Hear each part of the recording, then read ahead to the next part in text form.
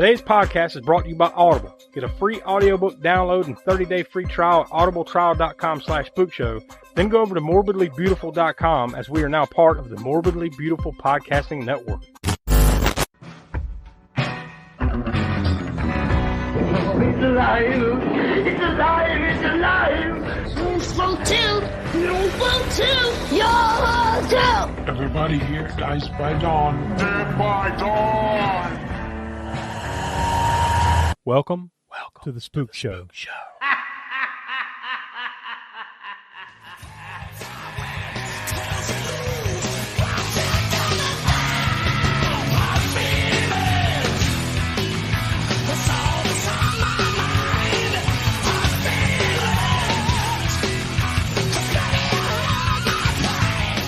Hello, welcome to the latest edition of the All-American Spook Show podcast, and I want to get it out there right now. Happy Thanksgiving, everybody! You're probably by now you've got your Thanksgiving turkey in the refrigerator. I almost said chicken. You've got your turkey thawing out in the. Some jokes never get old. Yeah, it's the one that keeps on giving every year, right? You've got it in the fridge thawing out. You've bought all your ingredients, your fucking gravy, your bread, whatever else you throw out there on your cornucopia here for the Thanksgiving season. At least here in the United States, right? Like, I don't know exactly what versions of it all are all around the world, but if you're celebrating here in the U.S., it's time. Like, you're making the pies and the puddings and everything else, and you're getting ready for Thanksgiving coming up this Thursday. So what better way to celebrate the Thanksgiving holiday than gathering around the old television with your family and friends and watching The Granny from 1995, because that's what we're going to be talking about today. And it's because it was my choice. We do our rotation, and it was my choice, and I just kind of like went through the list that we made of holiday movies, particularly Thanksgiving movies, and I had to pick an older one. And this is one that I had seen before, so I was like, you know what? It's time. Let's break the seventh seal and bring out The Granny.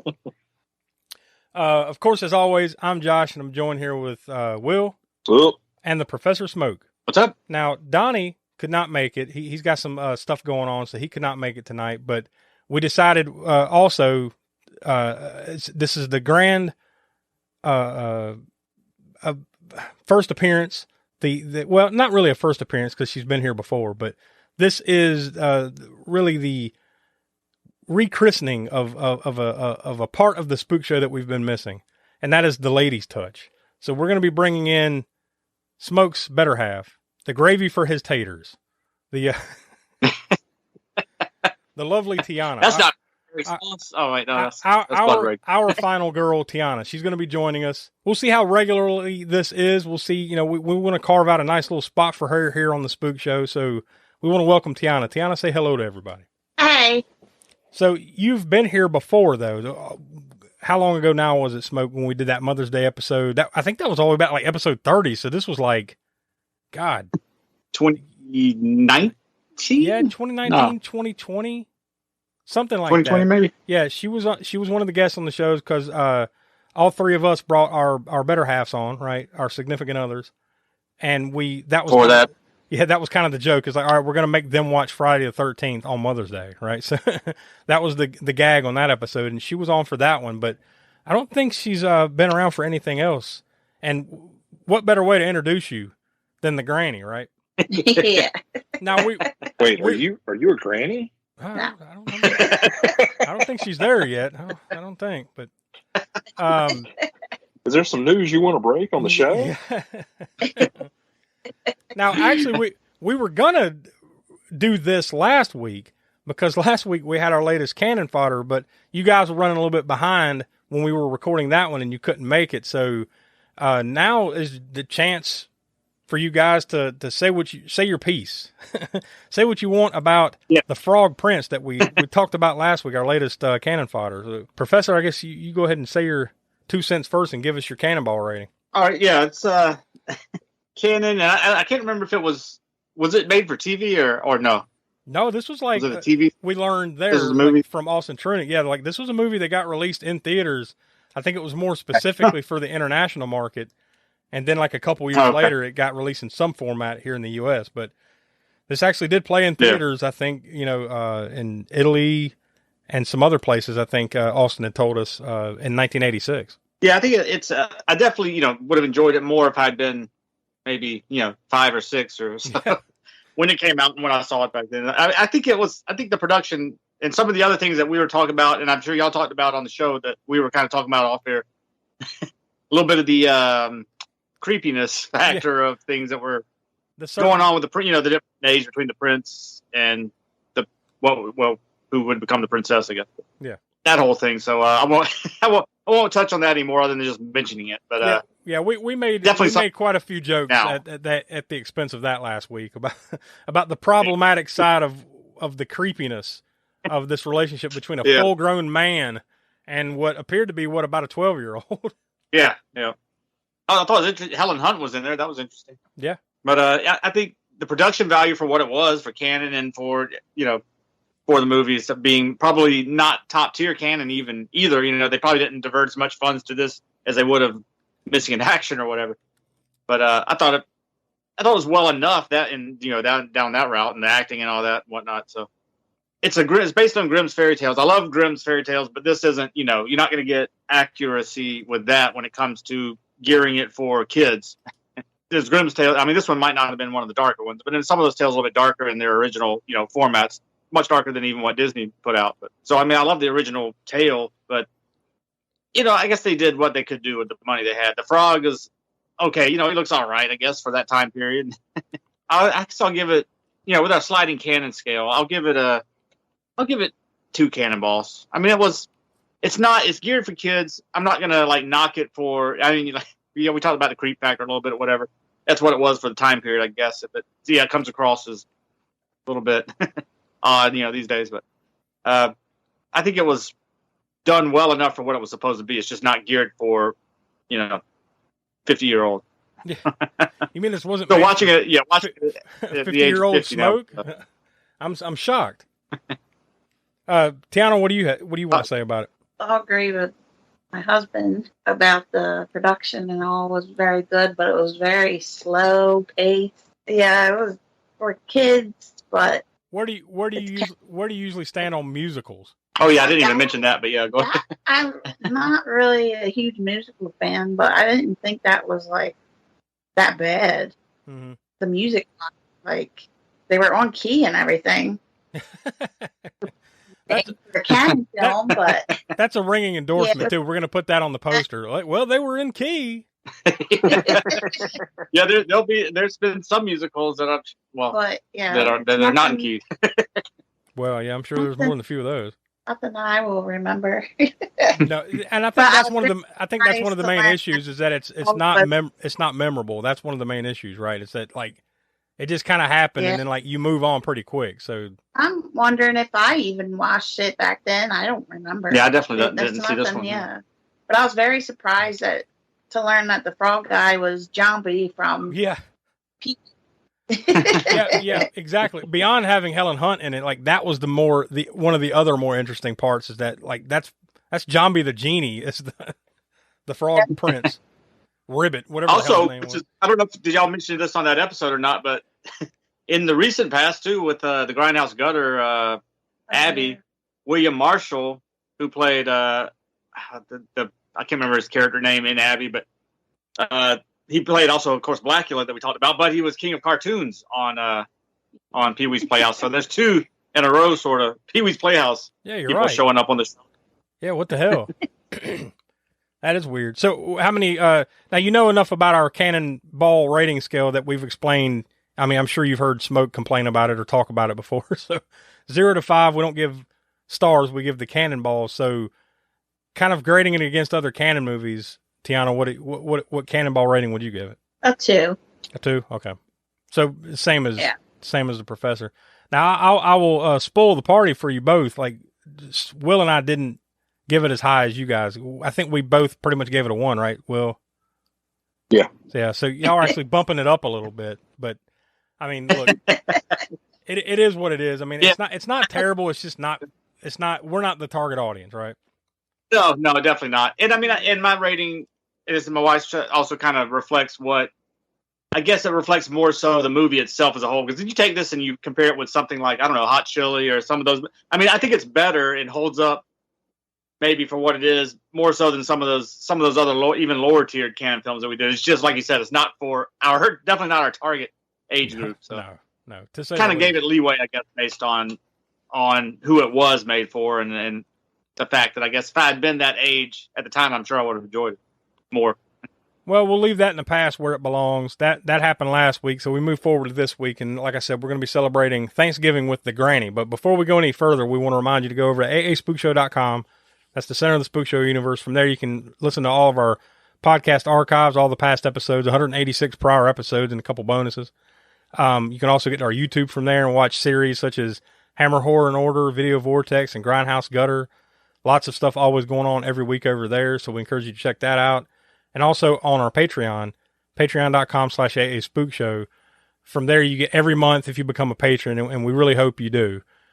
You'll get every month a video mini-sode, including the Library of the Professor, where Smoke always has something interesting or goes somewhere cool and shows us what he's got going on there. And then every month we also do the much loved by others and hated by us monthly show, Crapsterpiece Theater, where every month you vote for what you're going to subject us to. We watch it and we have to talk about it. So that's where you want to cash in on that aspect of the poll for Crapsterpiece Theater is right there on patreon.com/AASpookShow. So without any further ado, we'll go ahead and toss to the trailer for the Granny. Its power was foretold.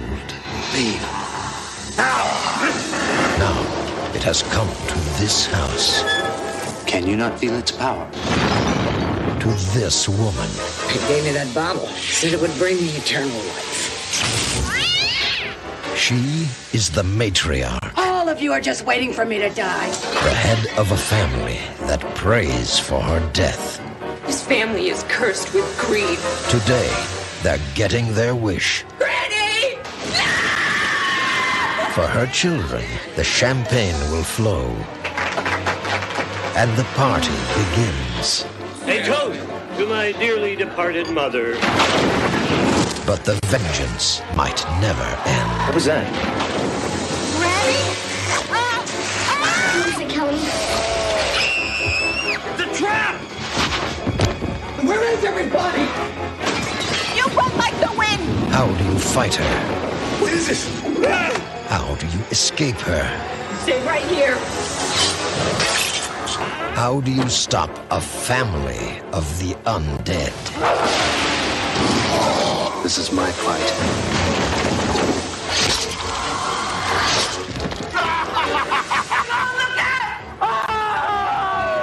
The bitch is back.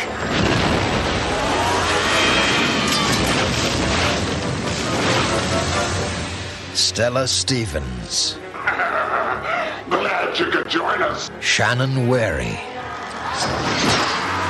The Granny. The shocker of the year.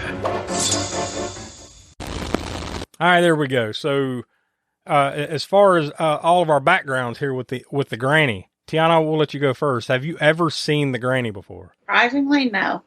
Really? Yeah.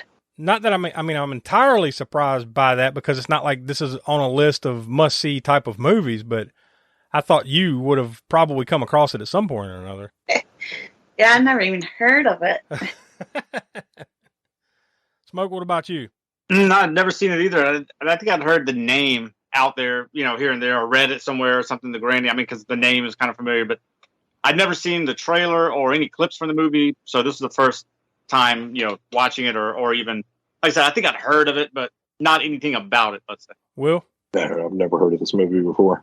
Well, myself and Donnie, we have a different history with this movie because he and I actually watched this movie a long time ago together. Like this was back in the this is back in the video days. So like me and him and maybe probably a couple other, my brother and probably a couple others were hanging out. We go to the video store and we see this and we're like, Jesus, this looks terrible.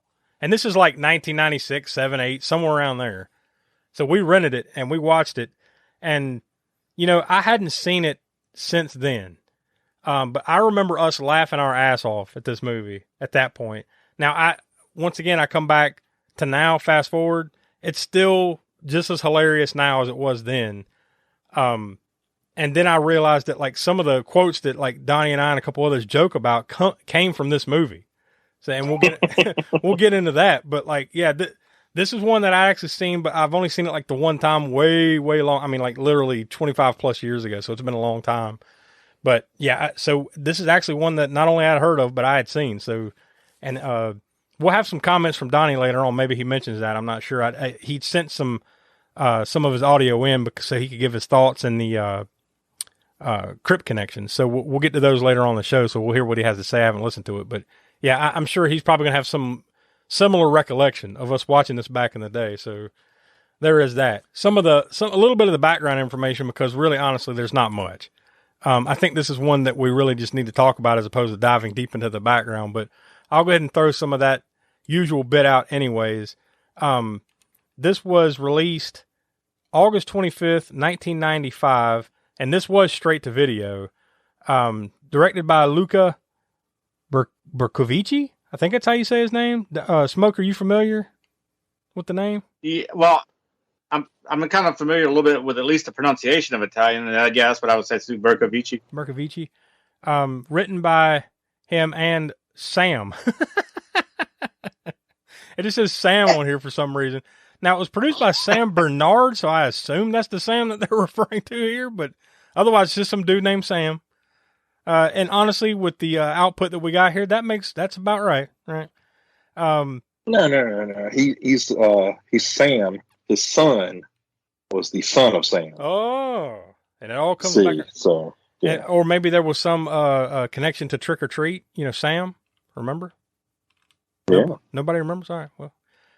It stars Stella Stevens as the granny. I mean, there's a number of things. She had a long career, and unfortunately, she just passed away this year, back in February, at age 84. She had a long career, though. I mean, she's got 142. I was overinflating the numbers. 142 acting credits on IMDb, but probably the things that you may or most remember her from were her role in the Poseidon Adventure, and she was in 1963's The Nutty Professor. Tons of other stuff, but like those are probably the two that, at least for me, stuck out. Because like once I'm like, man, she looks really familiar, and I looked and I saw the Poseidon Adventure. I'm like, oh yeah, now I remember. She was in that. Shannon Weary as Kelly. Luca Bercovici, the director there, as Naman Ami, the guy that just randomly shows up and gives out elixirs to people. You've got Brant Van Hoffman as David, Sandy Helberg as Albert. Really, those are pretty much about the only ones worth mentioning. I mean, there was character actress Teresa Genzel as Leanne, has a small role. You may remember her from a few other random things, like, she popped up in a lot of TV shows and movies back in the 80s, but she was in that classic Richard Pryor movie, The Toy. She was in that, so recognizable face. Really, though, as far as like background, that's pretty much it. Like this was a straight to video movies that probably not a lot of people watch. So like, I don't see anything about a budget, see nothing about a box office haul or anything like that. So surprise, there's not much to go through on that side of things. So it is rated R, of course. Total runtime of 1 hour and 25 minutes. And it was produced by United Artists and Tapestry Films and distributed by MGM UA Distribution Company, their own video. So, Smoke, do you have, I assume you said you never watched it or barely heard of it before, so I assume that we might have found a video that you don't have a copy of? Yeah, no, I don't have this one. And I'm wondering, also, I didn't think about it ahead of time, but I should have looked it up on eBay just to see what it kind of goes for, because if it's never been released on DVD, it's probably got a decent little price tag on it. Yeah, is that a fact? Like, did it ever get released on DVD? Because I'm not sure about that. I didn't really look up anything there to see whether it was or not. Obviously, it was on VHS because direct to video. But yeah, I didn't. I haven't like researched that part of it. But where what I was looking at, I didn't go into that. But it did say that it hadn't been released on DVD up to that point of this article being written. Now, I don't know when that article was written. I was reading about. So maybe since then, maybe it has been, but I haven't seen it anywhere. I would, we usually go around all the conventions and hit up all the tables, like Vinegar Syndrome and all these other. I've never seen that title anywhere on those tables. I haven't even now it very well could be VHS-PS, that VHS Preservation Society, who dubs these movies off onto a DVD whenever they're not available. Mm-hmm. Basically, the ones that aren't in print anymore or whatever, and they haven't been released on DVD before. Now, maybe they would have had it, but I don't even remember seeing that. And I usually peruse all their titles, and so yeah, it's just you would think strange. I find it kind of strange. I never really came across this movie other than just hearing the name and nothing about it. In this day and age, where like people really love that like niche type of stuff like this, and this is truly more over the top than a lot of movies. Like you would think some maybe it's an ownership type of problem, because this is probably what's the lineage who would probably own this. I mean, like, I think this had something to do with Warner Brothers or Turner at some point. I mean, MGM, UA, I think I remember seeing the Warner logo on it, right? Yeah, whenever there was something Turner or Warner or something at the end I saw. So maybe there's some kind of like rights tie up here or something. Maybe that's why it never got re-released. But you would think that a movie like this, somebody would get a hold of it. People would be jumping at releasing this title on some of these independent video, DVD companies. Yeah. Just because, like you said, of how quirky and interesting and gory and this kind of stuff going for it. That I can't imagine it being any other reason other than legal that it hadn't been on DVD yet. Why fuss and fret about dinner? Why not have it right here? Yes, this drive-in offers everyone in the family a real picnic treat for dinner. We've got delicious sandwiches with all the trimmings and your other dinner favorites, plus whatever you want to drink, hot or cold. Come early before the show starts, or eat while you're being entertained, or at intermission time. So why fuss? Give your family a tasty dinner at this drive-in. For you, the listeners of the All-American Spook Show podcast, Audible is offering a free audiobook download with a free 30-day trial to give you the opportunity to check out their service. So I hopped on over to audible.com, typed in The Granny to see what would pop up, and obviously it has nothing to do with this movie. But there were a handful of results that came back, and the first one we got here is Granny by Anthony Horowitz. This is a novel that is about 3.5 hours long, so Will, I'm sure that's right up your wheelhouse there. Oh, wait a minute! Yes. I found one that might be play on words. Wheelhouse. Yeah, I found one that might be even better for you. I'm sorry, I misspoke on that earlier title. This one's better. Gangsta Granny by David Williams. What a weird last name, Williams. This is book 1 of the Gangsta Granny series, by the way, and that was just over 3.5 hours long. Oh, come on. Y'all haven't read The Gangster Granny? Oh, you mean just the first one or the 10th one? Because I'm not, sometimes I get them mixed up. All of them. Yeah. There's also, just because, let's get stupid, right? Apparently there's another series called Glock Granny's Cozy Mystery Omnibus. This is Glock Granny's Cozy Mysteries, books 1 through 3. Glock Granny? Glock. Like a she's gun. not old school enough. If she was really old school, she wouldn't be using a Glock. She'd be using like a Tommy gun or something. Yeah. I guess that title was unwieldy. Tommy gun grannies, not as cool as Glock Granny. So that's why they decided to go that route. But if any of that floats your boat, and that does sound interesting, I'll give them that. You can download your free audiobook today by going to audibletrial.com/spookshow. Again, that's audibletrial.com/spookshow for your free audiobook. So I'm going to hop back over to imdb.com, where we always click on the plot summaries to see what they've got. And boy, I tell you what, we're on a fucking slow streak here with these IMDb synopsis, because they're not really, there's only one. So we're going to have to actually explain some of this movie a little bit, but really, is there much to explain? Granny's family wants her dead so they can collect her insurance. While she is on her deathbed, she drinks an eternal life potion and returns to the land of the living. She's on a mission to wreak havoc over her greedy relatives. Really, I guess that's about as well. I guess the internet read that and said, you know what? There's no more explanation needed. That's enough. Yeah. I mean, it really is. There might be an explanation needed for the very beginning of the movie. The very opening scenes before the credits, and then the credits come, and then I guess, I don't know, with that exorcism that came out of wherever. Yeah, well, the only quote that I pulled from that, and this is just me, and Tiana, you might want to put on your earmuffs there.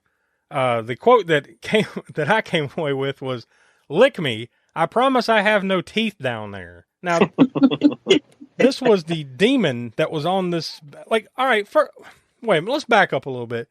Who is this guy that shows up with the fucking elixir. That's what I'm saying. Yeah. And then he shows up again later, you know, like he's the catalyst of all this, but like there's no explanation as to not only who he is, but what is his motivation is.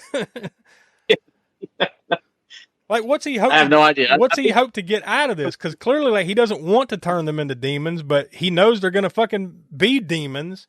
So I better be ready to fucking kill whoever I just tried to do this to. Like, what? What the fuck?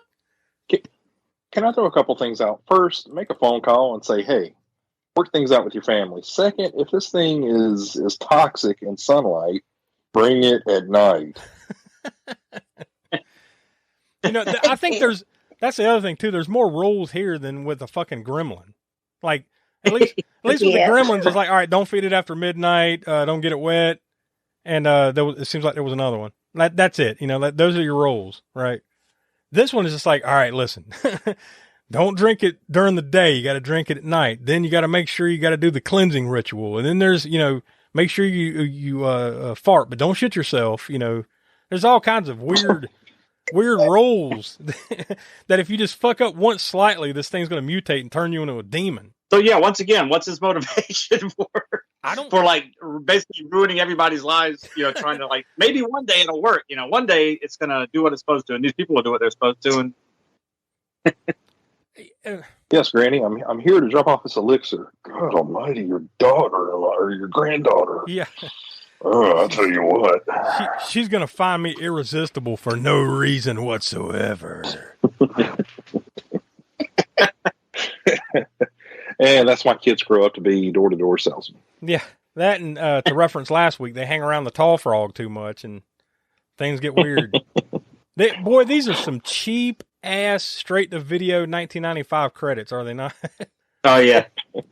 It did feel like this must be where the Turner Warner thing comes in with the wrestling. Because remember, at some point, we're like, Granny, like Steamboat and Sting are going to be in a tag team match, you know. And then there's the actual WCW Saturday Night match that they show her sitting there watching, where it's like Steve Austin and Sting, Steamboat and Ric Flair.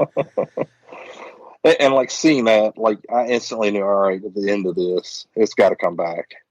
Yeah. Oh, you knew that. Yeah.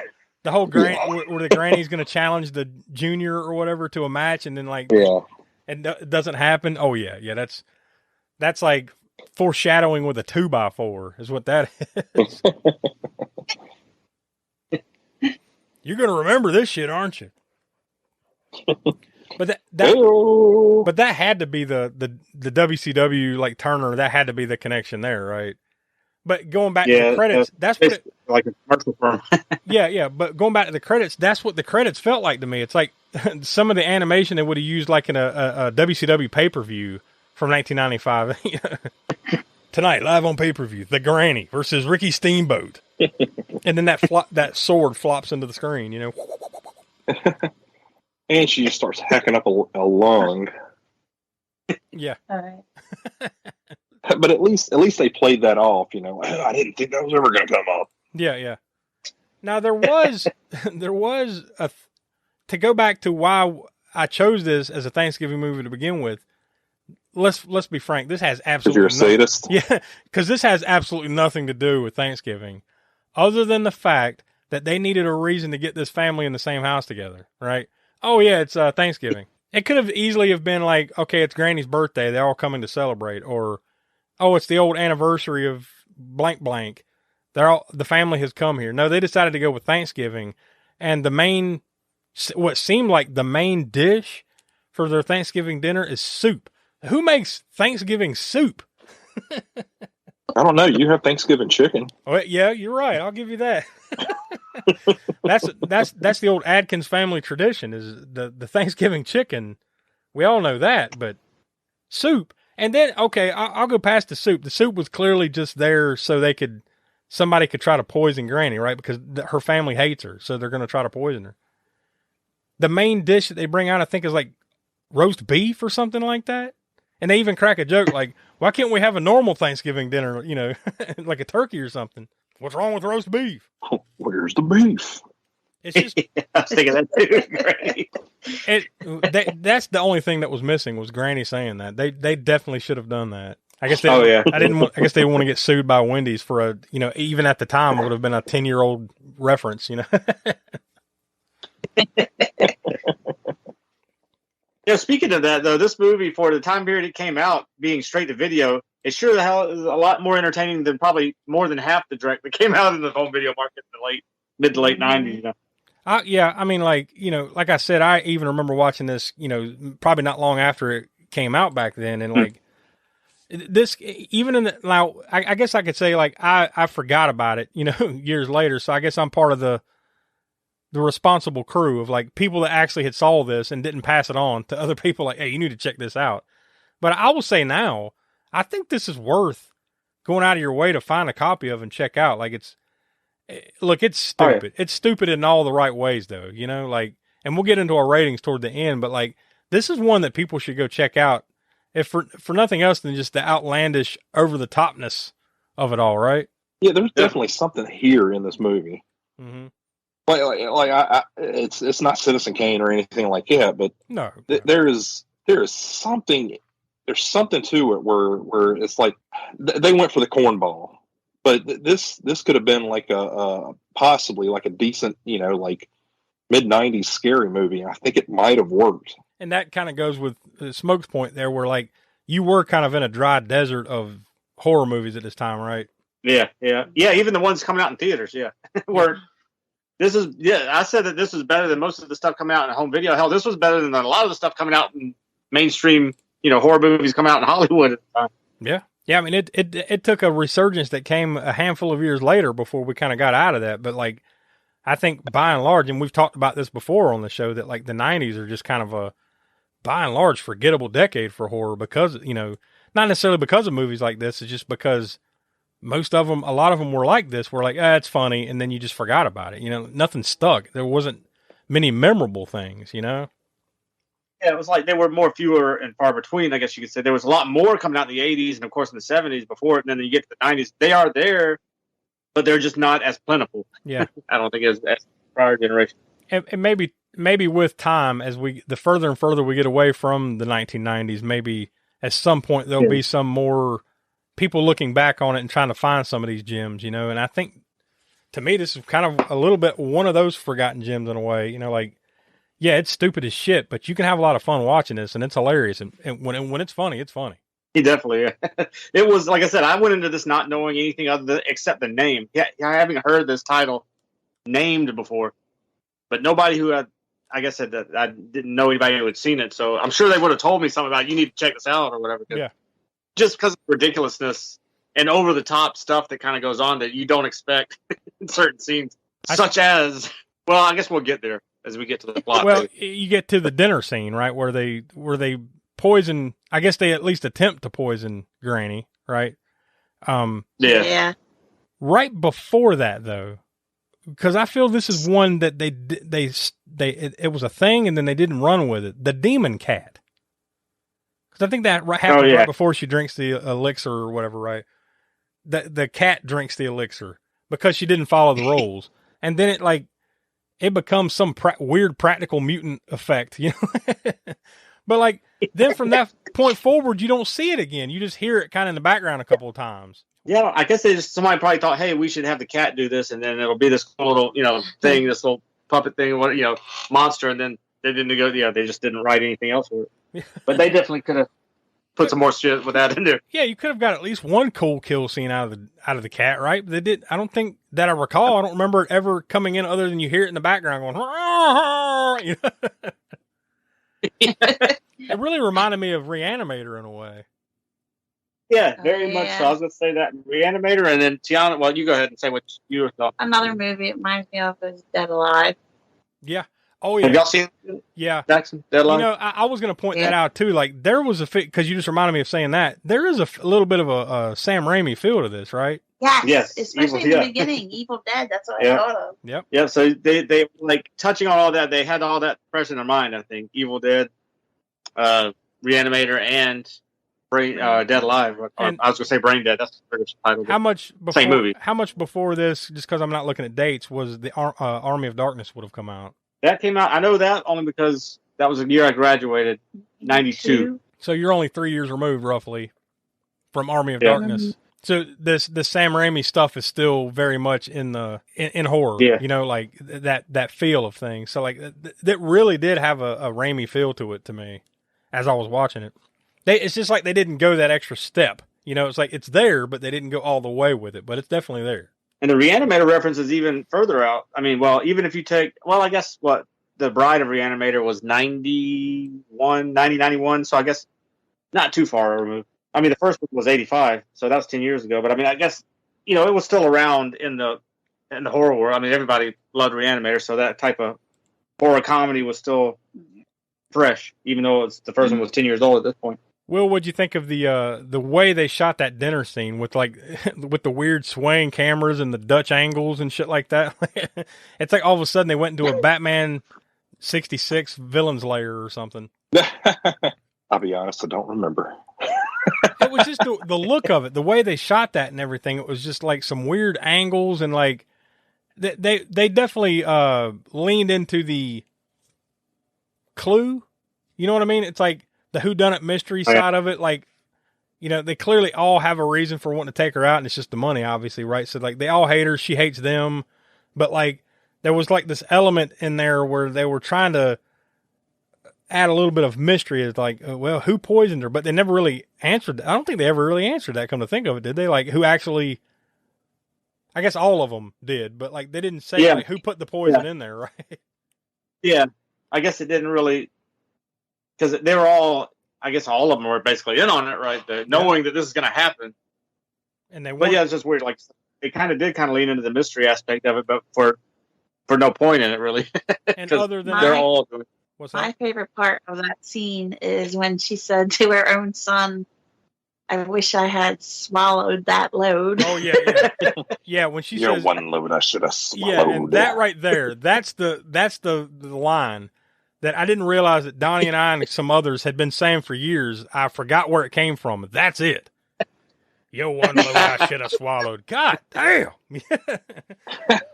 That should have ended the dinner. Why would you say that? That's rough. That is rough. Now, what exactly did Granny die from?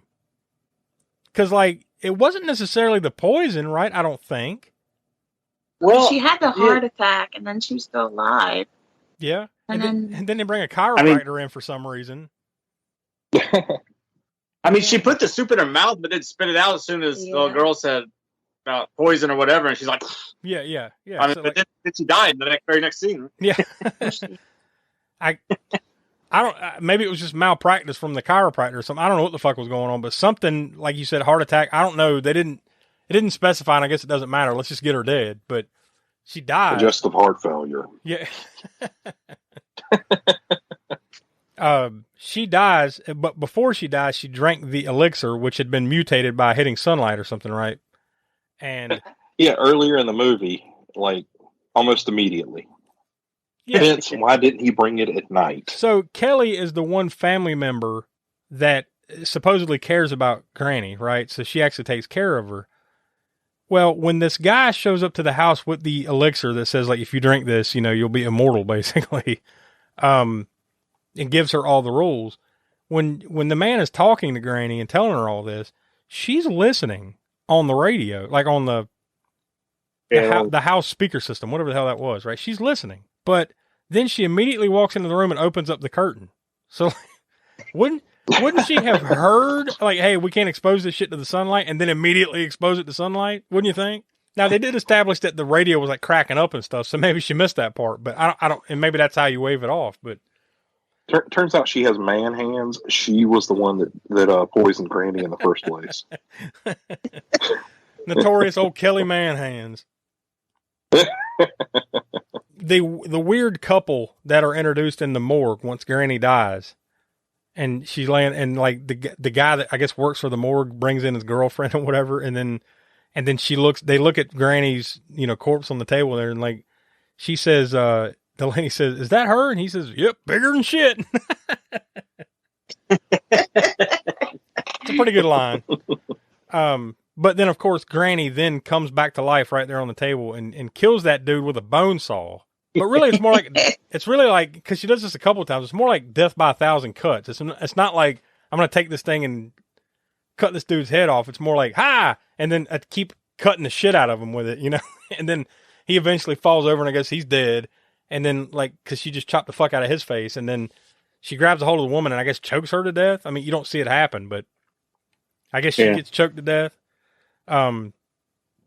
Then there's a handful of kills after that. Like she gets back to the house and she kills her son Albert, who is strapped to a doctor's chair, and then she just like slices the shit out of him with a scalpel. Then she kills his wife Andrea after the furs come to life. She's in there like trying on the furs in an orgasmic experience, and and then all the furs come to life, and I guess Granny comes in and kills her after that happens. But like this is where you kind of lost me with. I think they kind of lost some of the plot here. Like I understand that if Granny or anybody drinks this elixir and the elixir hasn't, you know, you're not doing it by the rules, it goes south, and then that person becomes like a demon, right? But I mean, like, not only does she become a demon, like she becomes like a minion of hell. Like she has powers and shit now.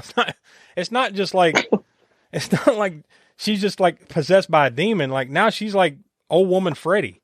Like she has power over things. Like she can make these furs come back to life, and she can possess other people. The people that she kills, yeah. Yeah, like now she's killed all of her family and then repossesses them and turns them into like talking Raimi-esque zombies and shit. Like that's the part that kind of lost me a little bit because I didn't quite understand the leap from, well, if you don't do this right, you're possessed, to all of a sudden like you're like, you know, a king demon all of a sudden. You're the super devil. Yeah. That's exactly what she becomes because she's like super powerful all of a sudden. And that goes all the way to But then you flash back to the beginning of the movie, and all right, here's a girl, she's tied up, she kills her dad. Mm-hmm. The mom runs out, and then it's like whatever, the preacher or whatever is standing over her, right? Mm-hmm. He never let her free. And then magically, like in this like I don't know, like daydream that he's having, she's free, she comes up to him, and they're about to hook up. And then she turns back into the demon, and she's untied. Yeah. How did that make sense? I guess that's part of that power set that just comes along with it that you're just supposed to accept.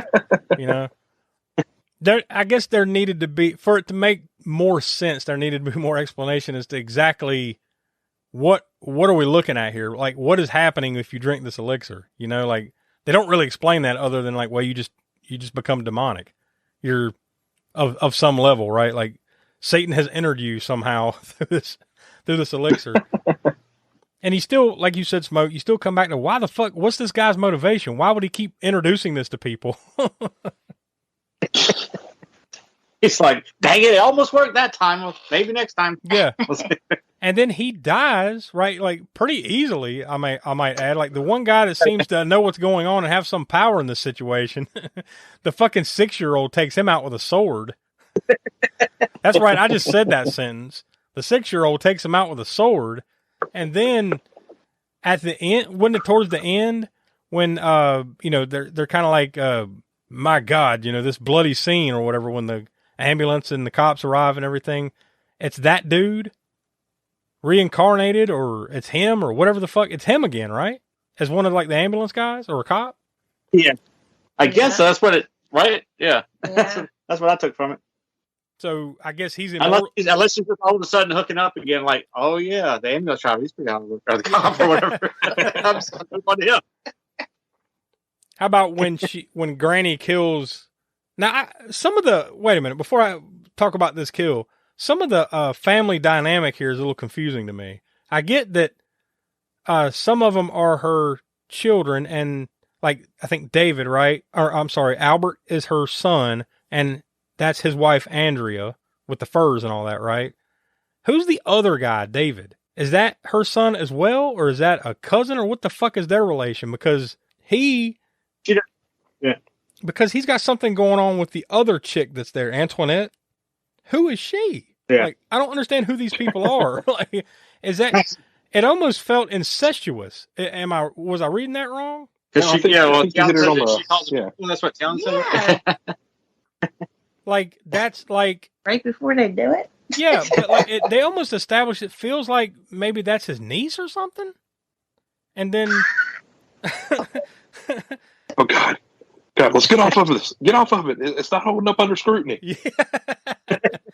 Well, hell, that's the whole movie, right? Quick, give your ratings. Get out. But so he's about to have sex with her, whatever their relationship is. It doesn't feel right, whatever the fuck it is. And then the scene where like she's going down and coming up, going down, and then you knew what was going to happen, right? I wasn't the only one that was like, oh, she's going to come up and it's going to be the granny, right? Sure enough. Right? Yeah. You knew what was going to happen there, kind of, but you didn't know what was you probably couldn't have predicted what was going to, how it was going to climax, let's say. Okay, so did she cut off his dick or did she bite off his dick?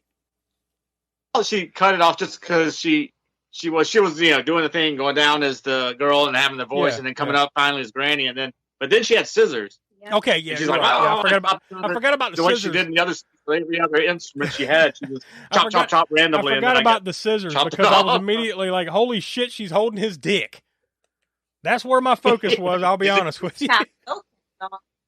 No, then she says, what did she say? She said, now I'm going to chop your big head off or whatever. Yeah, and cuts his head off. But I don't think you saw that. Like, they're cool with showing essentially an on-screen dick capitation, right? But they're not cool with showing a decapitation. Because I don't think they showed it, right? I think you just assume, like, oh, well, she chopped his head off. Then, okay, so the girl that was Antoinette, the girl that was going down on him, and then, all of a sudden Granny appears. Was she just, they didn't show her die. Just all of a sudden, she's just fucking possessed by Granny. Now she's part of it. Yep. Yeah. So I guess that's what happened, right? Granny just used her superpowers and possessed her, and okay, moving on. I guess that's what happened.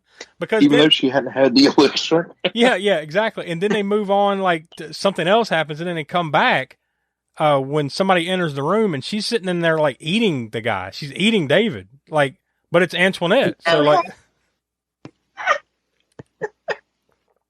some weird shit. And of course, like you said, Will, the wrestling thing came back when Junior, Junior, like he's like a smart ass, like, I don't know, 16-year-old or something, whatever, some teenage aged kid. Early in the movie, he challenges her to like a wrestling match, but it didn't happen. But of course, now that Granny's possessed and superpowered, she's like, let's have that match. And then they have like a, cheap ass little match. And then she just suplexes his ass and breaks his neck. But then, so he's dead, but now pretty much all the family, other than Kelly and the little girl Amy, are dead. This is where they have the zombie Thanksgiving dinner. And this is where it's like, this is like Sam Raimi-esque over the topness, this whole thing, right? Because I will add, Smoke, the shades of Texas Chainsaw Massacre, like 2 or 3, with the grandpa. Oh, yeah. All of a sudden, Grandpa Tyrus shows up. And he was a puppet. Yeah. She's like, and they start sucking face. Yeah, he walks tongue in, and everything. Oh my God, he walks in and goes, hello, everybody. And they're like, hey, Grandpa. She's like, Tyrus. And then she walks over to him and goes, and then they just start fucking tonguing. I lost my shit, man. I had to pause it and laugh for 5 straight minutes and then come back to the rest of the movie. I had completely forgot about that. But as soon as I saw it, it was like I was watching this in 1996 all over again. So of course, the guy that caused all this chaos to begin with, Naman Ami, I think is his name, he returns to help and is quickly dispatched. And eventually, how it ends up is Granny is exposed to sunlight, and not only does she explode, all the rest of the zombie family explode, except for Kelly and Amy. And then, as per horror movie rules, the cops and the ambulances and everything show up right after, the shit has gone down. And Kelly and Amy are the last survivors, and then they kind of turn to each other and, like, I guess they're both possessed. Because I don't even remember the line, but, like, Amy looks up at Kelly and says something like, "Well, get him, bitch," or something like that. And then she's just like nodding in approval, like, yes, like, so I guess they're both possessed by the granny. And then that's the credits. So what did we watch? I don't know. Exactly. Even demonic fever dreams. Maybe one of us took some bad drugs and we had a shared experience somehow. That's what we just watched. At the end of the credits, though, it's not necessarily a cutscene or anything like that, but you hear Granny laugh. If you watch the credits all the way through, and then at the very end, you hear the Granny laughs. So I guess that's their way of setting up a sequel, possibly. Like, between the very end thing where they're both possessed and then that laugh at the end, like, Granny's still here. She just possessed them, and now, she takes a different form. So I'm really surprised there was never a Granny 2 that I'm aware of. That should have been a thing, but there you go. That's the Granny from 1995. So, keeping with the theme now that we're introducing Tiana to the mix, we're going to let her go first. We're going to call this Ladies First with Tiana. So, Tiana, give us your final thoughts and what your star rating is. Now, we're not comparing this like we did earlier to canon movies. This is to other horror movies, that we've done here. So we have a 0 to 5 scale. And I know, the only thing you've ever done here for the show was Friday the 13th. So, you don't really have a scale set up, but where does it sit on your scale, and what are your thoughts on it? My thoughts on it are, I'm glad this came up, because I probably wouldn't, I don't know, maybe eventually I would have found it, or we would have found it eventually, but yeah, this was one that I never got to see, and I'm glad I did now. It's very entertaining and gory, and I give it a 3 stars. Wow, 3 stars. Yeah, that's I can see that. So fun. Yeah. So Professor, what do you say? Yeah, I same way. I'm glad you picked it. I had no idea going into it what it was. Just knowing that it was somehow tied to Thanksgiving because you chose it for Thanksgiving, and then it was a straight to video movie called The Granny, and then the cover art. So I'm like, well, I don't know, but we'll see. So then, yeah, after watching it, I'm glad you picked it because it was definitely a fun one, and one that, like I said, slipped through the cracks for me somehow. Like the one that Will found that slipped through the cracks for all of us. What was the one, Gene Simmons one? Never Too Young to Die. I don't know how I never even heard of that movie. So Same. Yeah, this one though, at least I'd heard the title, but I didn't think anything of it. It's a movie called The Granny, somewhere just floating around the back of my head or whatever, but nothing at all about what the plot was or any of that, or the craziness that it was. So pleasantly surprised, I'd say. So, and I think, having seen it this one time, I would say that it's an underrated movie considering the fact that, again, unless somebody has released it on DVD since I read that article. But I haven't seen it out there, and this is one I would think I would have seen because I kind of try to keep up with some of the new releases coming out from these independent DVD companies and stuff. So never seen it out there, but maybe somebody did. But somebody needs to get on it and figure out the legalese on this thing, or whatever it is, and get a nice remastered version of it out there because it's definitely a fun movie. I'll echo my wife's. I think 3 is where I stand with it too. Will, what do you say? This movie is a bad, good movie. It is dumb as rocks, but so damn fun to watch. For that, I think I'm going to sit. I'm not quite as high on it as y'all, but I think I'm going to go 2 3/4. There's a ton of memorable lines that apparently we all used and didn't know why. Yeah. But yeah, like it doesn't make any sense, but it's so fun. And like I said at the beginning, there's something here that was so close to possibly being a good movie. And I honestly couldn't tell you what would have changed the art. I don't know. Well, I think I'm going to agree with you. I'm not going to go quite 3, but I'm going to go 2 3/4 stars. It's a damn fun movie. It's like I said, it's all along. It's stupid. It's outlandish. A lot of it doesn't make sense, but it's a lot of fun to watch, and these are the kind of movies that I think come up from time to time here that we all kind of enjoy for the same reasons. So for that, yeah, I'm going to go with 2 3/4 on my scale. Donnie wasn't able to be here, like I said earlier, but he did send us his thoughts on it, his rating, and also his Connections from the Crypt. So we'll go ahead and toss it to Donnie now. All right. So, yeah, my rating for the Granny, the Granny, it really has some funny moments, but for the most part, it's just kind of cheap, man. I'm sure you guys talked about the title credits, the flipping sword.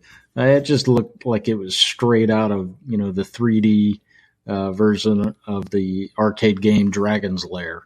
That's what it really reminded me of. I just, maybe that's a little dated, but actually I gave the same rating for the Granny that I did for Dr. Giggles, and I would probably liken it to the same kind of entertainment value, even though the Granny is a lot funnier than Dr. Giggles. It does have some great one-liners, but I'm still going to rate it the same. I'm going to give it 2.25 stars. So he's not far off from what we said there. I think we gave it a little bit more love than he did, but pretty much echoed the same thing there than all of us. So that pretty much brings the consensus to about 2.75 stars across the board from all of us. So to me, I think that's about right. So, but before we tell you what we're going to be watching next week, and get into some of that stuff, I'll go ahead and we need to talk about what we usually talk about.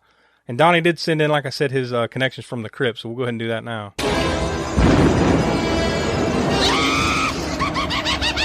Connections from the Crypt.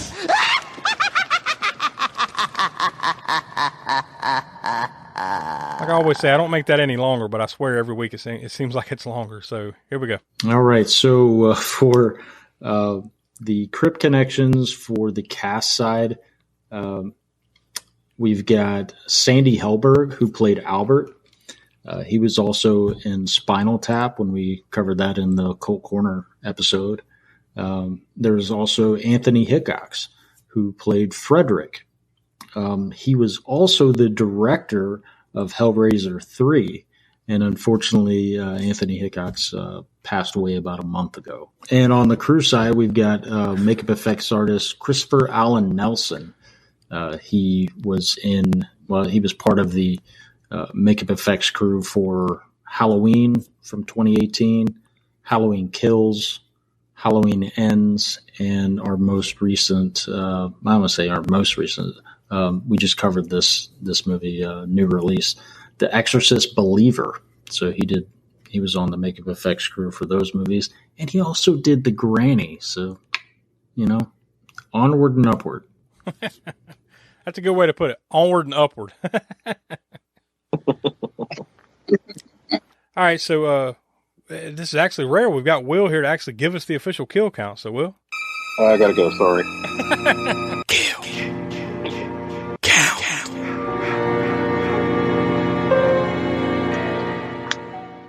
So I'm gonna go with 9 on this one. So we've got Granny, Albert, David, Andrea, Junior, Antoinette, and Naaman, who were all the family and the, I don't know, like door-to-door salesman guy. And then we've got also the coroner and his girlfriend, wife, whatever you want to call her. So totaled up on 9. Let's talk about the kill reel. Highlight kill.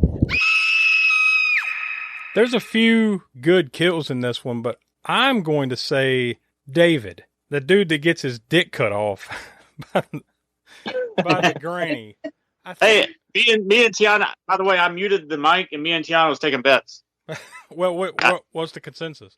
I was taking bets, but I said it was going to be the castration. I was right. Yeah, there you go. It's that predictable. But I mean, really, like, if you think about it, like, that's the one, right? Like, there are a couple good ones here, but I think that's the one. Yeah, the one that jumped out to me too, though, was the furs coming to life. Yeah, just for what the fuck is going on here, Freddy Krueger-esque type atmosphere. Yeah, I can see that too. But no, I think the one that something about getting your dick cut off and then possibly getting decapitated. I guess after that. It was a good decapitation. The big head and the little head. Yeah. It takes me all the way back to Street Trash. I think that gives me the warm fuzzies. Maybe that's what it is. But. So that leads us to Gore Score. Yep, there was as we've been discussing, there's been a decent amount of gore in this one. And I think I read somewhere where it was going to be rated NC-17, but somehow it slid by with an R. And this is at a time when they weren't that lenient with their R ratings as they are these days, with the gore. So I don't know how, but they somehow managed to squeak by with an R. It must just have been because it was straight to video. Maybe they were. Who gives a fuck? Nobody will watch this. I don't know. Well, yeah, I don't even know why I did see something where it got released to drive.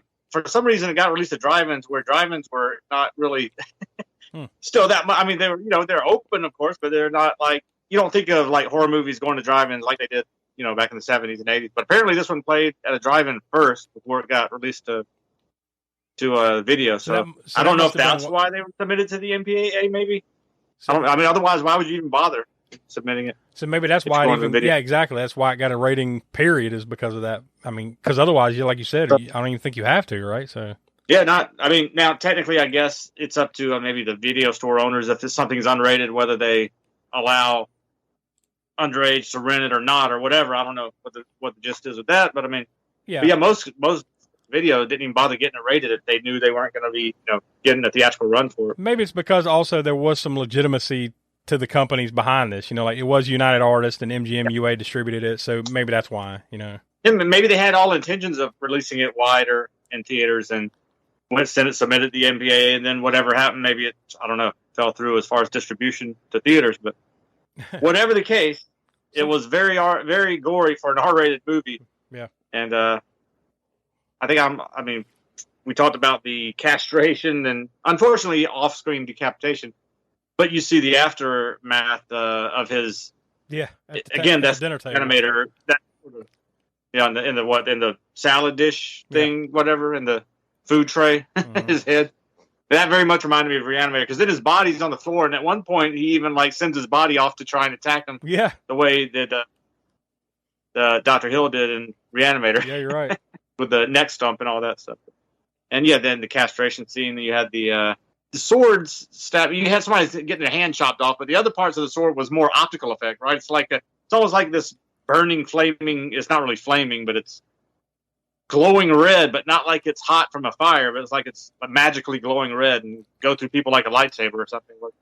So most of the sword kills weren't that gory, other than the guy getting his hand chopped off. But all the other scenes make up for that. I think I'll land on a 6 or 7. I guess I'll go with. I go with a 7. I think I'll have to go with 7. Yeah, because of the castration alone.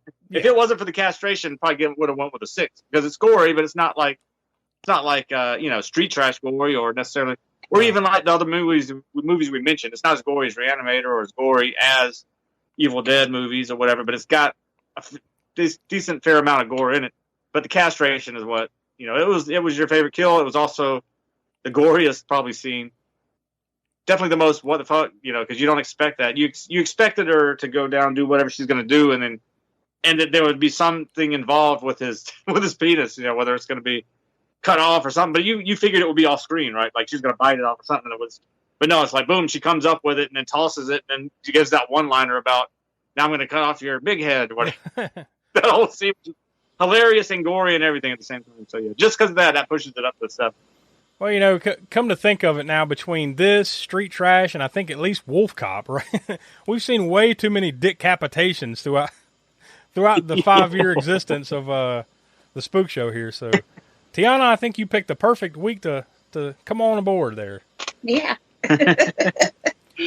Well, that's enough. So I guess we'll leave it there. Next week, we don't quite have what title we're going to be watching yet, because we haven't come to a complete decision. So it's going to be a surprise to us and to you next week. But we do know this. It's going to be our latest Cult Corner selection. So that's how we're going to be celebrating our, while we're eating our Thanksgiving leftovers and everything, we're going to be talking our next Cult Corner. So that's it. So for Donnie, who couldn't be with us, Tiana, Professor Smoke, Will, I'm Josh. We are the All-American Spook Show, and we'll talk to you next week for our latest Cult Corner. Please replace the speaker on its rack when you're ready to leave. Failure to do so will damage both the speaker and your car. We'll be grateful, and so will the patrons who follow you.